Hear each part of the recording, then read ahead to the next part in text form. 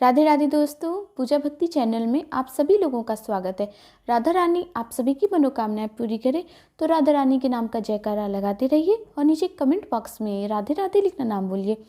दोस्तों, आज बात करेंगे जो अघन मास में अन्नपूर्णा व्रत जो किया जाता है उसकी क्या विधि है, कैसे ये व्रत करना है, व्रत में क्या सामग्री लगती है और व्रत में आप क्या खा सकते हैं, क्या नहीं खा सकते हैं, व्रत का प्रारंभ कब से है, संपन्न कब होगा, इसका उद्यापन कैसे किया जाता है। अन्नपूर्णा व्रत से संबंधित संपूर्ण जानकारी आज मैं इस वीडियो में आपको देने जा रही हूँ। तो आइए वीडियो शुरू करते हैं। वीडियो शुरू करने से पहले आप सभी से रिक्वेस्ट है, मेरे चैनल पर पहली बार आप आए हैं तो मेरे चैनल को सब्सक्राइब ज़रूर करें, बेल आइकन को प्रेस करें और वीडियो पसंद आता है तो शेयर ज़रूर करें। दोस्तों, अन्नपूर्णा माँ इस संसार की जगत धात्री हैं, क्योंकि वही हैं जो सबका पेट भर रही हैं, चाहे वो मनुष्य हो और चाहे वो पशु हो। और ऐसे जीव जो हमें आंखों से दिखाई भी नहीं देते हैं, उनका भी पेट माँ ही भर रही हैं। ऐसा इसलिए हुआ कि भोलेनाथ महादेव काशी में स्थित होकर के माँ अन्नपूर्णा से इस संसार का भरण पोषण करने के लिए भिक्षा की याचना करते हैं। काशी क्षेत्र इसलिए क्योंकि माँ ने कहा कि प्रभु आप जहाँ पे भी खड़े हो करके मुझसे भिक्षा मांगेंगे मैं वहीं पे आपको भिक्षा देने चली आऊँगी। इसीलिए काशी में ही अन्नपूर्णा माता का विशाल मंदिर बना हुआ है और वहाँ पर मेरे प्रभु, मेरे आराध्य भोलेनाथ महादेव माता से इस संसार का भरण पोषण करने के लिए भिक्षा मांग रहे हैं। जब कभी भी आप काशी जरूर जाएं तो अन्नपूर्णा माँ का दर्शन अवश्य करें। दोस्तों, ये व्रत करने से अगर आपके जीवन में किसी भी तरीके की कोई समस्या है, धन से रिलेटेड, या आपके पास वैभव नहीं है, तो धन्य धान को देने वाला, जीवन में यश वैभव कीर्ति को देने वाला ये व्रत आप ज़रूर करें। इस व्रत का क्या नियम है, आइए उस ओर चलते हैं।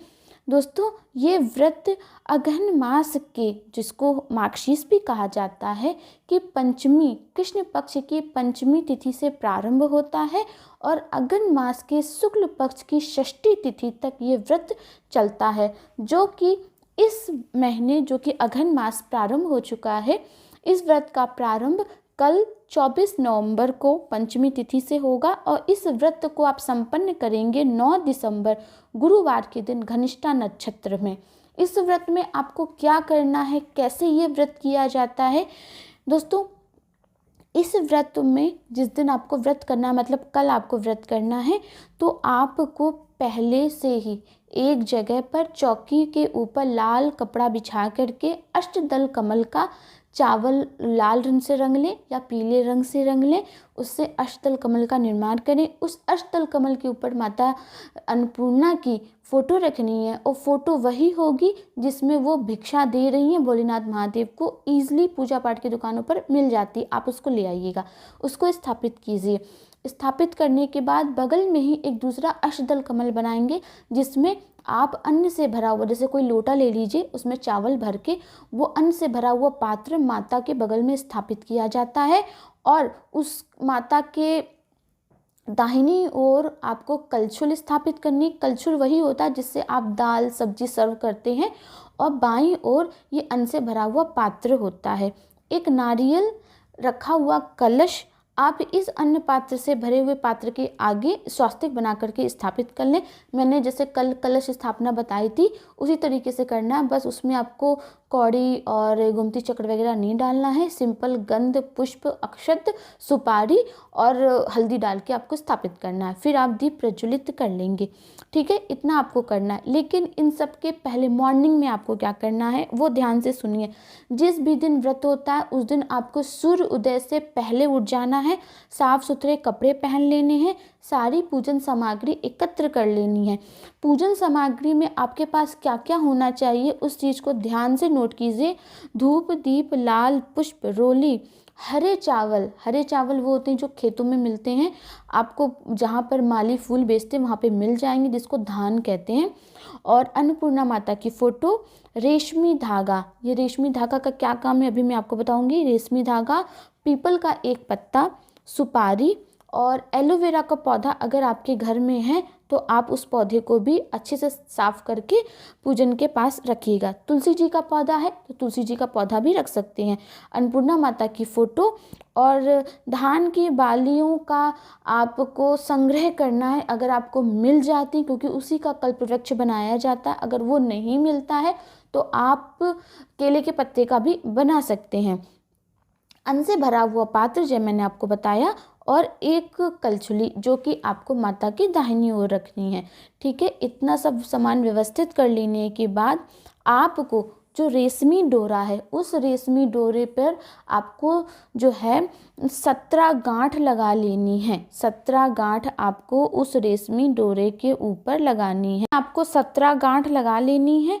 उस डोरे को जब आप पूजन पाठ प्रारंभ करेंगे तो माता रानी के फोटो के आगे आपको उस गांठ को जो है रख देना है। उस मतलब गांठ लगे हुए धागे को रख करके उसका विधिवत पूजन करना है।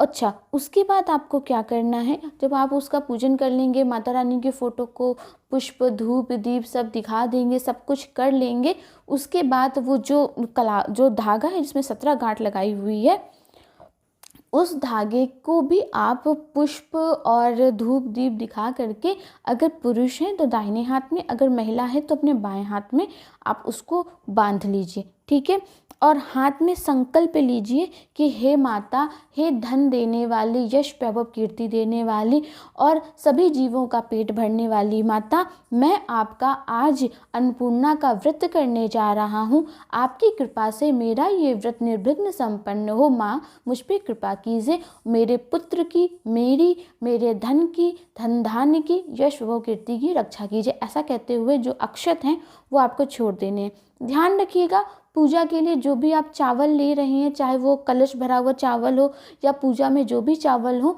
वो आप नए चावल, जिसको नया धान कहते हैं ना, उसी का ही आपको प्रयोग करना है, क्योंकि यही प्रयोग किया ही जाता है। उसके बाद आप, अगर आपके परिवार में कोई सदस्य है तो आप उनको ये कथा सुना दीजिए अन्नपूर्णा माता की। अगर बच्चे भी स्कूल गए हैं, पति जॉब पे हैं, आप अकेली ये व्रत कर रही हैं, तो आप सूर्य नारायण भगवान का ध्यान करते हुए कथा पढ़ेंगी। नहीं है तो जो एलोवेरा का पौधा है उसको समक्ष रख करके उसका ध्यान करते हुए उसको ये कहेंगी कि मैं आपको साक्षी मान के ये कथा पढ़ रही हूँ।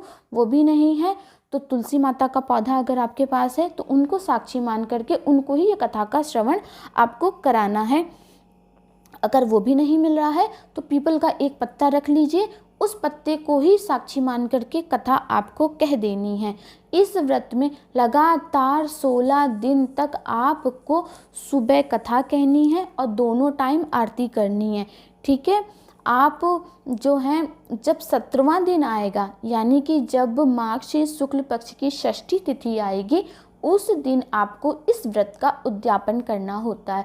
इसमें आपको क्या करना होता है, 17 तरीके के मीठे भोग, रसगुल्ला, मिठाई, जलेबी, बर्फ़ी, पेड़ा, इस तरीके के आप 17 भोग आप माता रानी के आगे अलग अलग बर्तन में रखेंगे, कथा कहेंगे, आरती करेंगे। लेकिन ये पूजा, उद्यापन वाली पूजा शाम को करनी होती है। उसके लिए एक अलग से वीडियो बना दूंगी कि कैसे क्या किया जाता है, फिर भी मैंने आपको थोड़ा संक्षेप में बता दिया है। कर लेंगे आप, उसके बाद उस पूजा का संपन्न, वहीं पे ही वो पूजा संपन्न हो जाएगी। दोस्तों, ये जो पूजा आप करेंगे पूरे लगातार 16 दिन तक चलेगी। इसमें आप चाहें तो मीठा खा करके लगातार 16 दिन तक व्रत रख सकते हैं। अगर आप नहीं रखना चाहते तो कम से कम एक दिन का उपवास आप बीच में 16 दिन में से किसी भी एक दिन सेलेक्ट कर लें। पूरे दिन आपको उपवास रखना है, कुछ मीठा ही खाना है, आप नमक का सेवन नहीं कर सकते हैं। और इस व्रत में जब आप उद्यापन करेंगे तो जितना भी भोग प्रसाद लगाएंगे उसमें नमक का कोई भी आइटम नहीं होना चाहिए, और ये प्रसाद आप अपने परिवार के ही सदस्यों को देंगे। बाहर ये प्रसाद नहीं जाना चाहिए। जिनसे आपका ब्लड का रिश्ता है आप उनको ही देंगे। आपकी बेटी है आप उसको दे सकते हैं, अपनी बहू को दीजिए, लेकिन कोई पड़ोसी है या कोई ऐसा आप उनको बांट नहीं सकते हैं। ठीक है, इस बात का विशेष ध्यान रखिएगा। आशा करती हूँ। और हाँ, जब 17 दिन हो जाएंगे तो वो जो कलावा आपने बांधा होता है, जिस दिन पूजा संपन्न होने लगती है, लास्ट दिन जिस दिन उद्यापन होता है, वो कलावा खोल करके माता रानी के चरणों में रख देंगे और कहेंगे, हे माता, आपकी कृपा से मैंने ये जो संकल्प सूत्र बांधा था, वो संकल्प सूत्र होता है, आपकी कृपा से ये मेरा व्रत निर्विघ्न संपन्न हुआ है। हे माता, आप हमारे घर में धन्य दान यश व कीर्ति दीजिए, हमारा बिजनेस, व्यापार और हमारे पुत्र रत्न, मतलब जो भी आप कहना चाहते हैं सब में वृद्धि हो, ऐसा माता से प्रार्थना करके आप जो पूजा को संपन्न करेंगे। आशा करती हूँ आज का ये वीडियो आपके लिए बहुत ही लाभदायक रहा होगा। इस व्रत को ज़रूर कीजिए। जीवन में कोई भी समस्या है उस समस्या का समाधान हो जाएगा और माता रानी आपको जीवन में बहुत आगे ले जाएंगी। मिलते हैं किसी नए वीडियो में नई जानकारी के साथ। तब तक के लिए राधा रानी के नाम का जयकारा लगाते रहिए। नीचे कमेंट बॉक्स में राधे राधे लिखना ना भूलिए।